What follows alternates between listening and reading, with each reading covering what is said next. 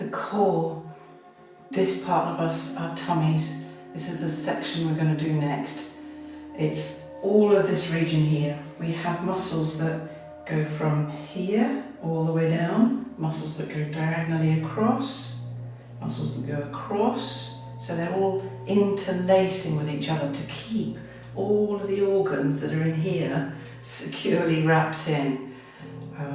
And when we do the pelvis, we'll look at the pelvic floor, which is the muscles that hold the organs up from below as well. This gets weak, doesn't it? We all know that. It gets weak because we sit too much and we don't exercise it. So we're not probably going to do any stretching exercises for the core, just strengthening ones.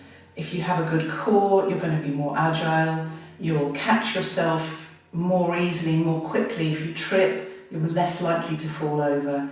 And you can just coordinate that much better with a good core. You also prevent a lot of low back pain if you have a good, strong abdominal muscles.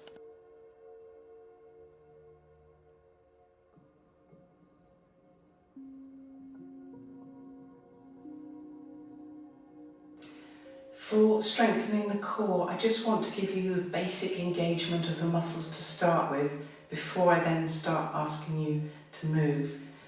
So I'll show you standing and sitting, and lying I'll show you when we get in position. All you need to think about is engaging your pelvic floor by pulling up as if you were stopping yourself going to the loo, pulling that up. Then engaging your tummy button and push it backwards towards your spine. If I turn sideways, you can sort of see a bit better that, pulling this in. Then for the upper part of the core, you're pulling your shoulder blades down and your chin is in neutral. So if I show you that sitting, it's just the same. I'm pulling up my pelvic floor, I'm pulling my belly button into my spine, I'm pulling my shoulders back and down my spine, and I'm keeping my neck in neutral. And then I'm tensing all of that, so it's nice and strong.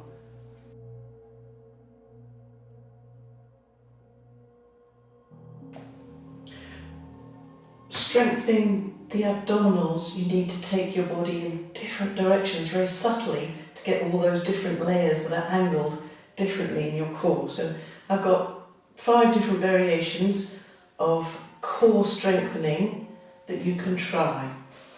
First one, let's just go back to basic engagement. You pull your pelvic floor up, you tuck your tummy button back towards your spine, bring your shoulder blades back down the spine, and the neck is neutral. Now what I'm going to ask you to do is work really hard to keep your core on the floor as you bring your legs to 90 degrees. Some people, like me, who's got a bit of an archy back, my back will want to pop up like that. Don't want that, it's got to stay down. And even that is quite hard work. So 90 degrees here and here with the hips and knees, and then you just tap slowly to the floor and do it as many as you can. Keeping this really hard, flat to the floor, so nothing moves except your legs. That's the first exercise. Now we're going to do the ones at the side, the obliques, and you just come up and you touch your ankle at the side, and you'll feel these here contracting. Nice, it's a good one. Nice and simple. And I've kept my shoulder blades up off the mat. You can see, got my chin tucked to my chest, my core is pulled in. That's your obliques. We're going to do cross crawl next. So you put your hands to your head and you do a diagonal movement and you squeeze. Squeeze, that's quite difficult that side. Squeeze.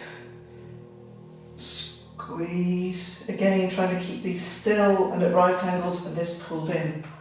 Do as many as you can till you feel tired. The next one really helps to strengthen the low back. If it hurts you, then you're not ready for it, don't do it yet. But what we're trying to do is peel. Oops, I've gone a bit wobbly because I've got a twist in my spine. Try and peel the bottom here, just here, off the floor. So I'm curling my knees all the way up, I've crossed my ankles. It doesn't really matter where your hands go. You might want to start there because that will make you feel a bit more stable. And you're just, with your lower abdominals, pulling your bum off the floor. Okay?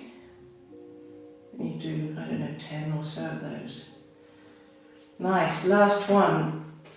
This is hard too. So you start here, sitting tall and proud, pull the pelvic floor in, pull the tummy button right into the spine, pull the shoulders down, neck in neutral.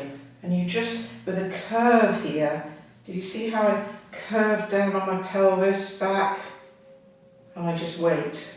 My feet are kind of trying to grip the mat here, and I wait, and you'll feel it really, really engage here, because these are the ones that tend to weaken.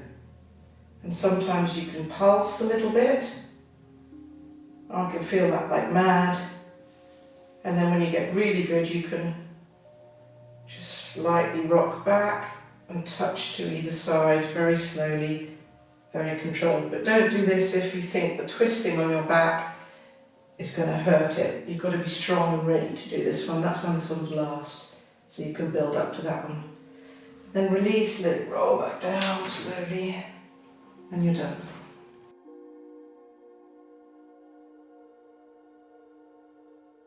This is a set of planks that you can do, different types. I'll start with the easy one.